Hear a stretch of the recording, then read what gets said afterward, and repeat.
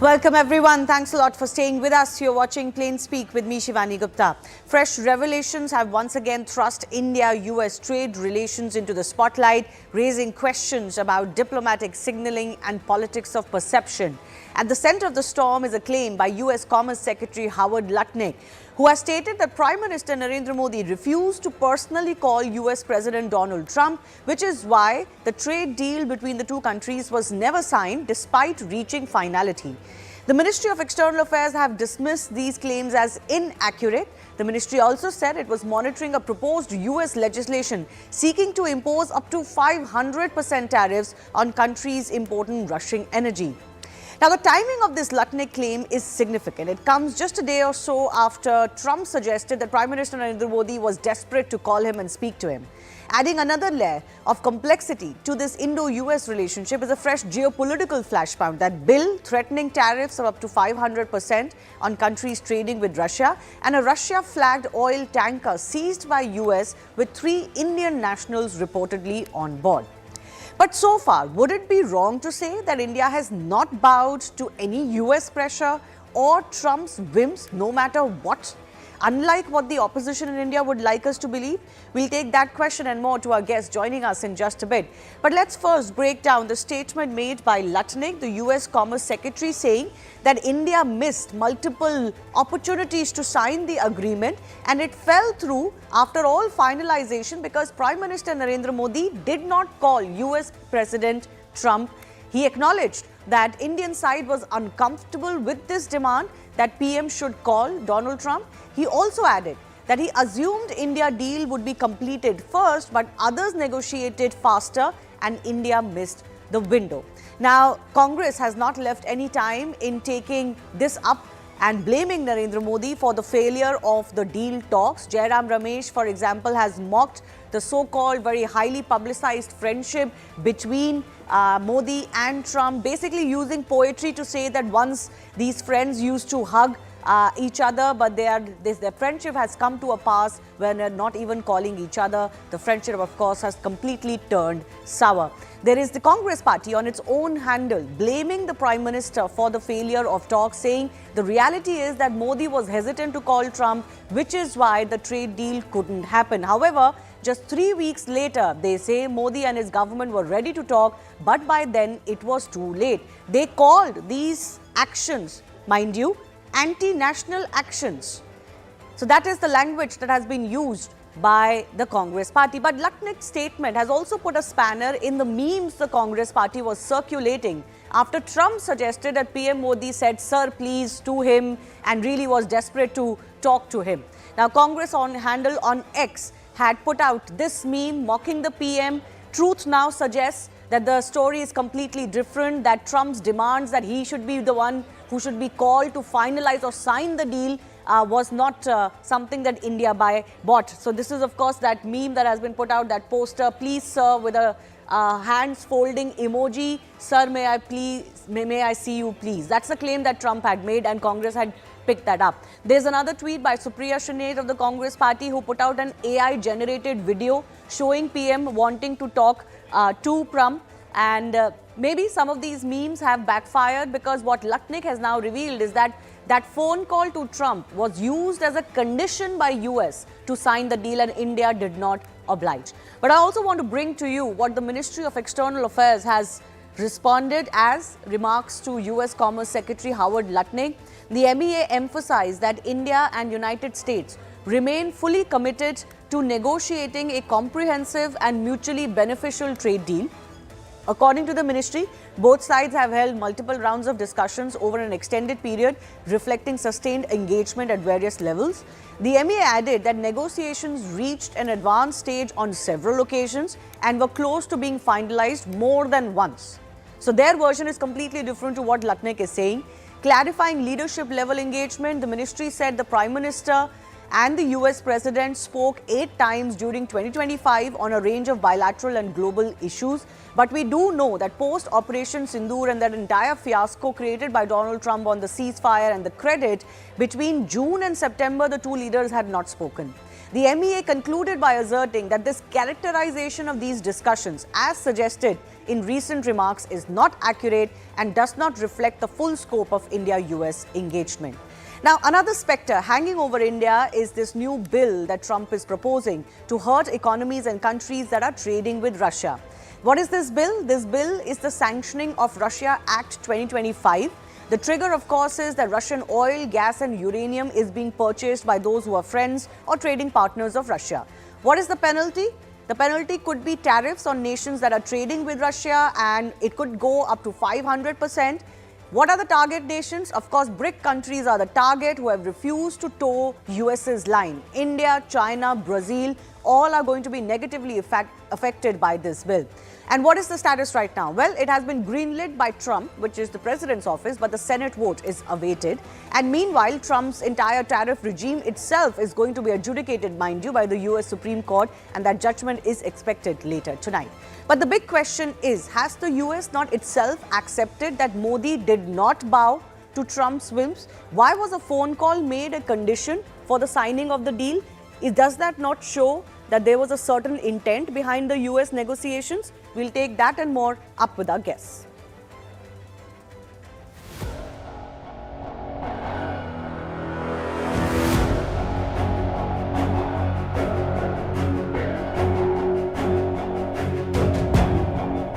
He's the closer.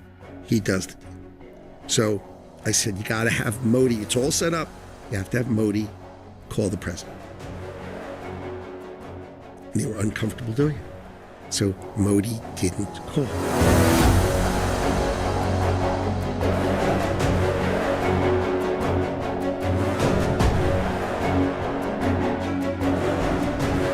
Rose Donald Trump अपमानित कर रहा है हमारे देश के प्रधानमंत्री को, और देश का प्रधानमंत्री देश से अलग नहीं होता, देश का अपमान कर रहा है, और हम चुप बैठे हैं। देश के प्रधानमंत्री ने अमेरिका के राष्ट्रपति से इस संबंध में आज तक कोई बात नहीं करी है।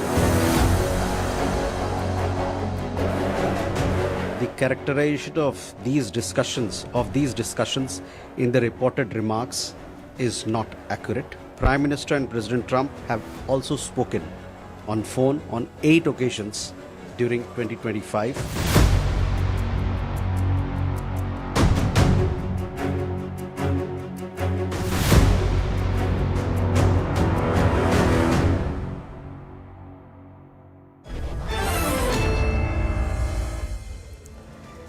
Let's go across to our guest joining us, Prabhu Dayal, former diplomat, Kailash Adhikari, political analyst, Dr. Pooja Tripathi, spokesperson of the Congress Party, and Almaz Johri is business and trade expert with us. Dr. Pooja, I begin with you. Shouldn't you actually be supporting the Prime Minister of the country, because it's clear the US made a phone call from him to Donald Trump, a condition to signing of the deal? It's very clear from Lutnick's statement. Shouldn't you be applauding the Prime Minister that he didn't give in to that very, perceptional demand? Why should that be a condition at all?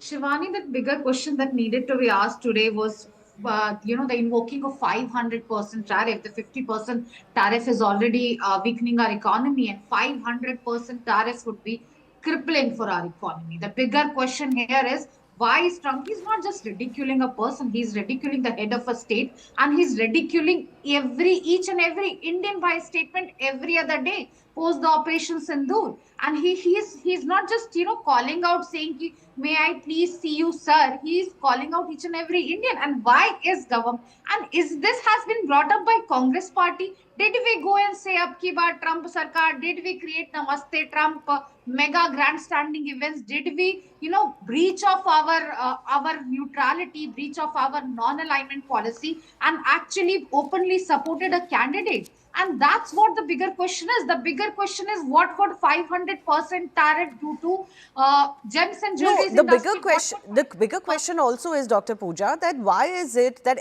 for everything that Donald Trump is saying, and so much of what he has said since last year has not turned out to be true or accurate? He's not meeting the truth test. But you keep attacking the Indian government against a foreign government and a foreign leader instead of backing your own Prime Minister. That is the question I'm asking. And I'm asking you this question because Congress released those memes attacking the PM. When Trump suggested that Modi called him, sir, please, may I speak? One second. You believed a foreign president's word over your own prime minister. You're creating this, this fight between India and US using domestic politics. But you didn't answer my question. Now that Lutnick has made it clear that US was using a phone call between the two leaders almost as a, as a yes or no to the deal. The deal, he says, was finalized. But we wanted Modi to call Trump and he didn't do it. Why did they want Modi to call? You should actually be holding the US accountable for using personal whims of Donald Trump to derail a deal between India and US. You know, exactly, Shivani. Foreign policy is not run by theatrics.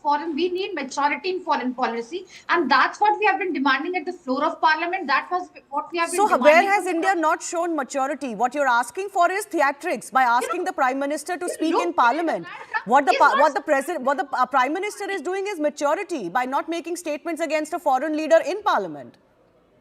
Shivani, Donald Trump is not a random person. He's a president of United Of course, States. Precisely. And that's why when he gives us such demeaning, such ridiculing statements against our prime minister, he's my prime minister too. But your leader backed him. Your leader Rahul Gandhi said, yes, India is a dead economy. You can't just erase that, right? My point is exactly this. You have used every Donald Trump statement to hit out at your own government instead of holding US accountable. What was the need for Rahul Gandhi to say, yes, India is a dead economy? Just for domestic politics. Who brought in my friend Donald into our, So they were friends earlier, they're not now. What's the big deal? We are all adults, right? No, but they were friends earlier. There was a reciprocal friendship earlier. In between this souring of relationship also, Donald Trump has repeatedly said, Modi is a good friend, Modi is my close friend, I respect Narendra Modi a lot. The point is not that. You should have been in a brigading position. You should have been in a bargaining position to get us some favorable deals. You have gone, Trump has now gone on record and he's backing a bill that's imposing us 500% tariffs. Yeah, so what do you want? Do you want India to cut off its relationship with Russia? Congress should make its position clear.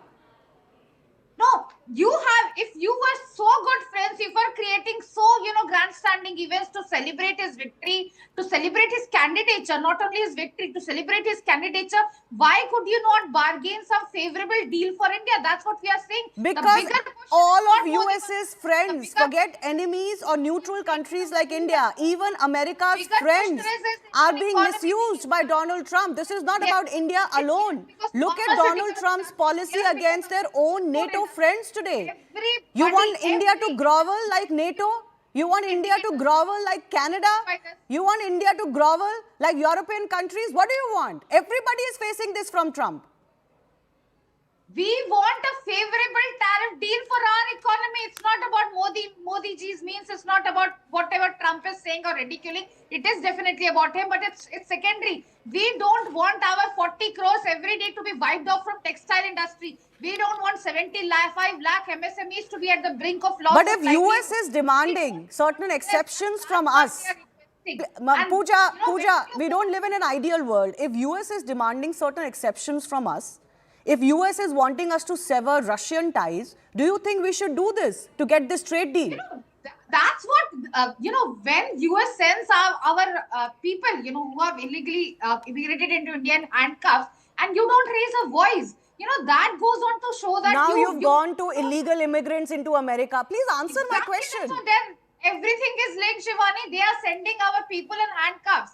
They are sending all people who are illegals in their country in handcuffs. They are sending, agile, they are sending all people in handcuffs. They just captured a president of a country in handcuffs. What are you talking about? I will be with you in enraging. But look at the US administration we are dealing with. Instead of supporting your government, you're making memes against your prime minister. It's not about only memes. We are asking government to take care of economy rather than... All right. Take care of the economy. I want to go across to Kailash Adhikari. What Lutnick's statements are also revealing is that there was an opportunity, at least once, if not many times, as India is suggesting, to close this trade deal. This trade deal could have been economically good for us.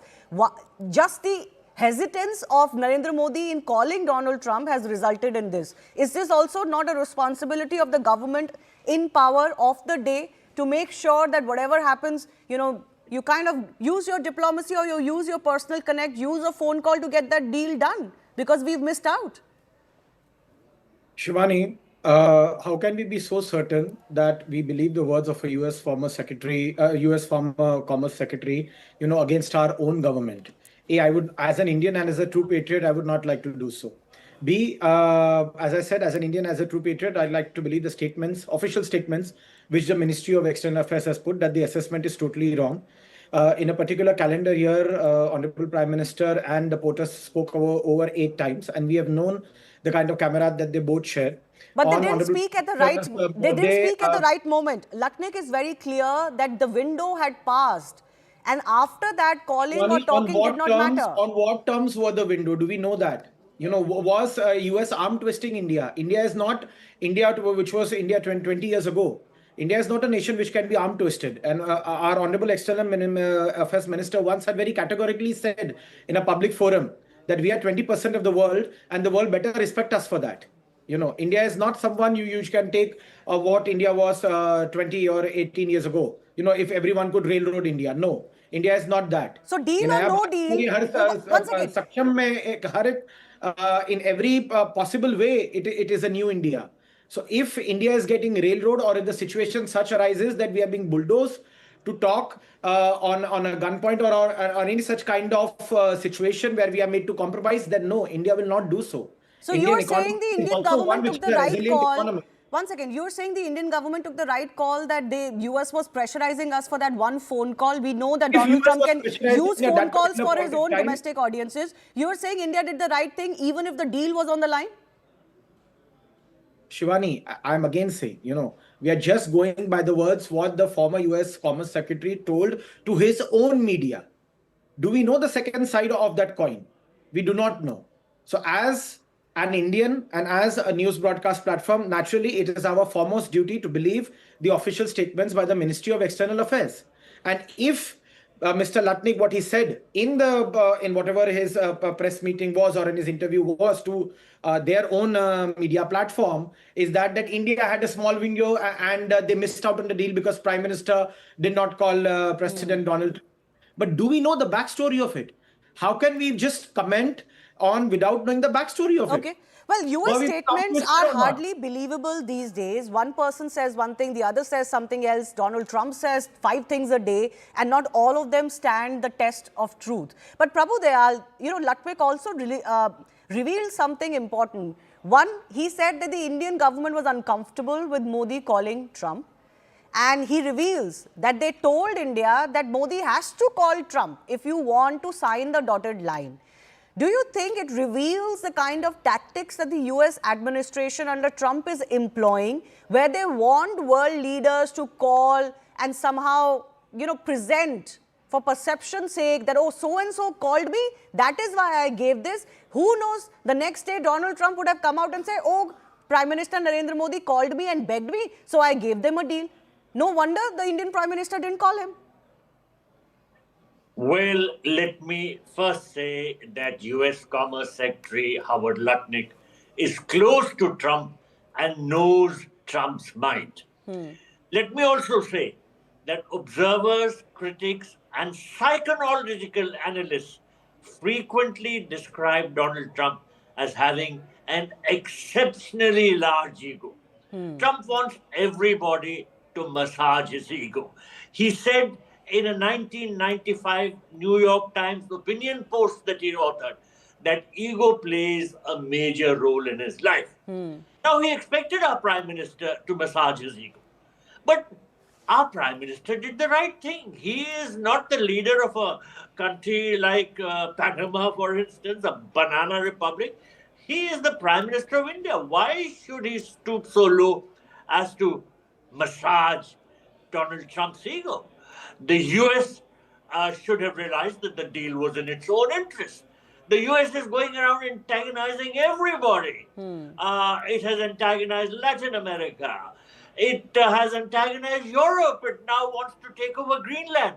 So How far will the world go in massaging Donald Trump's ego? Our Prime Minister did the right thing. He put a full stop to it in the very beginning. There are a number of things which had happened.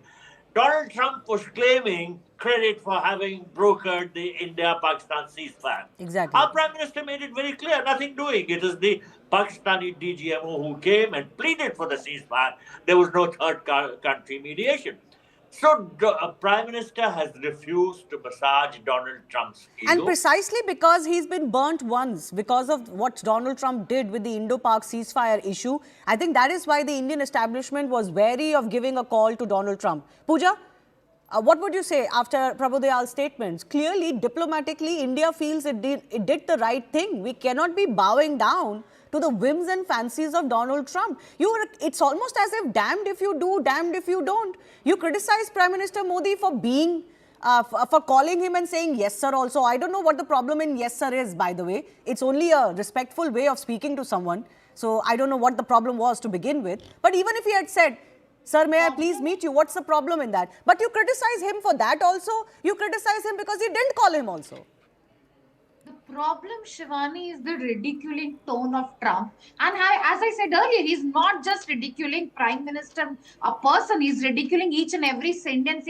Modi called me up and said, may I meet you, please, sir. Just now, panelists were discussing, this is not an India 20 years before. I want to remind, in 1989, the Super 301 doctrine that was pushed by George W. Bush, which put Japan, Brazil, and India into, tariff restrictions. Japan and Brazil voted down to it. But Rajiv Gandhi government said US won't dictate how we run our country, and Super 301 had to be diffused out. But that's what the Indian government is doing now. You just criticized the government for not being able to reduce tariffs, but the Indian government did not worry about bowing down to the US and even accepted the tariffs, and negotiations are ongoing. That's what I'm saying. You can't have it both ways. You can't slam Modi because there are tariffs being imposed by Trump. Tariffs have been imposed by Trump because India did not bow down. You have to accept the causality of it all.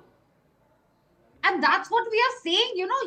First of all, a Ministry of External Affairs should actually take this high-headedness and request whoever is the counterpart in US that you just can't keep on making statements like Making statements. All right. I don't think anybody in the US can stop Donald Trump from making statements, not even his own government. They've given up on that. But Almaz Jori is also joining us. Almaz, did India miss the window completely, as Lutnick is suggesting? There will be no more deal anymore and, the train has left the station?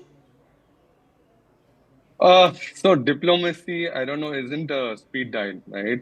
So leader level comes after a lot of technical teams. They finish negotiations, and then there is a negotiation. It's not on a personal level.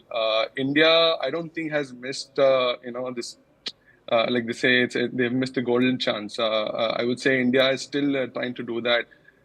We've already received the MEA's, response, right? India has ramped up imports from the US, signed big defense deals, and also, opened on a lot of deals relating to semiconductors. So I think we've not really missed any opportunity yet. But at the same time, I don't know why. To me, it sounds very dramatic that trade deals has fallen apart because of a missed call. India's approach has always been historically been very structured, very planned procedures that involve experts teams that do negotiations, and you can't just do policy by personality. So Now this bill that US is all set to pass, will wait if it does. On one side, the tariff regime in itself is under question. Supreme Court will adjudicate on that in US. But Trump is now threatening to pass this bill that could invite as much as 500% tariff on Russia's trading partners. How do you look at that prospect? Because I don't think any country can obviously handle that. That would just mean a complete rupture of all trading relationships. Of course, it's going to be disastrous. It's going to jeopardize 25 years of diplomacy, right from, I would say, Deve Gowda ji, Narasimha Rao ji before that, to IK Gujral, to Manmohan Singh, and to Narendra Modi's time. Of course, it is definitely going to damage the year-long diplomacy. But at the same time, I think India should start looking at other opportunities and explore, European markets. India has already signed FTAs with the UAE, Australia, and UK. I think that should be, our way forward. Okay. Kailash Adhikari, I think he used an important term, diplomacy by personalities, and which is why the current government is facing flack, because it was diplomacy by personality for Narendra Modi. It was a lot about his personality, his relationship with individually with world leaders. Now, all of that is kind of blowing up in the case of US. So naturally, people are asking the question that what happened to that touch, that Modi touch that he had when it came to making friends and getting India the best deal possible? Shivani, that's still there. I mean, you see with majority of the countries, be it with Russia, be it with the UAE, be it with the Europe, be it with Australia, where when Honorable Prime Minister once entered the Australian Parliament and the then Australian Prime Minister said that, Modi is the world leader and we all follow him. It was the proudest moment, I think, for every Indian, and it should be. It is not that. If one country, let's say the US, I'm not saying that US is not a big nation or it does not impact. Yes, it is the largest economy of the world. But having said that, even India is the fourth largest economy of the world. But we won't be able to handle this 500% tariff. Shivani, if we need US, then also US needs India. And, President Trump has always made it clear that, the ties with India are very special. And any diplomatic ties, Shivani, it goes through slight up and downs. But that does not mean that you succumb to any situation or you succumb to any demand which will in the long run hurt your own nation. You cannot do that. So what about this 500% tariff now? How is the Narendra Modi government going to handle this? It's going to completely derail India's growth story. Shivani, the 500% tariff, if at all the Senate passes it and it comes into play, then it is not just about India. It's about the BRICS nation, the Brazil, India, China. And I'm sure that the government is thinking on it. See, in that way, tomorrow, if any nation, what does it do tomorrow morning? And if government only thinks on that, then governance will take a bad hit.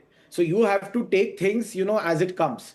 If there are certain things which are boiling in the US with regards to the 500% tariff, then actually the government is in full force in order to address it. Okay. As Mr. Johari also said that we have to explore other options. But you cannot always think that, any nation or a nation like India will try to please everyone at the same time, 100%. That is something that we are asking inhuman of. Prabhu Dayal, how do you look at this prospect of this new bill that could sanction India very, very heavily? Already India is facing one of the highest tariff rates, and if it goes up, it's what is in our future then? Not just the Indo-US relationship, but India as an economy. Well, it will certainly kill bilateral trade between India and the United States. As it is, the 50% tariffs on our exports are hurting us a lot. Trump has said, though a little casually, that he will raise it to 100%. And now there is this bill which is going to be tabled, which will put 500% tariffs on countries which are buying Russian oil. So that means India, China, Brazil, and maybe some others. But the point is that, yes, it is going to hurt us very badly. There is nothing that can be done. Even if we stop buying Russian oil, where is the guarantee that Trump will not put some other condition that he wants us to do this, he wants us to do this? Yes. Look, Asim Munir bent backwards to please Donald Trump. They nominated him for the Nobel Prize. And things were looking very hunky-dory for Pakistan. But look, now Trump wants the Pakistanis to send their armed forces to Gaza. Now that will displease their own domestic constituency because Pakistanis will be angry if Pakistani forces are sent and they are required to crush the Palestinians. Right. So there's no limit to how much Trump wants you to please him. His ego is, as he has himself confessed, very, very huge. It plays a big role. But can India go on trying to massage his ego? I'm afraid. There is no end to this, which is why maybe India put a full stop at the very beginning itself. And also, it is about being, burnt once and twice shy, because we saw what US and Trump were capable of doing during the ceasefire between India and Pakistan. But I'll leave it at that. I do thank our guests for joining us.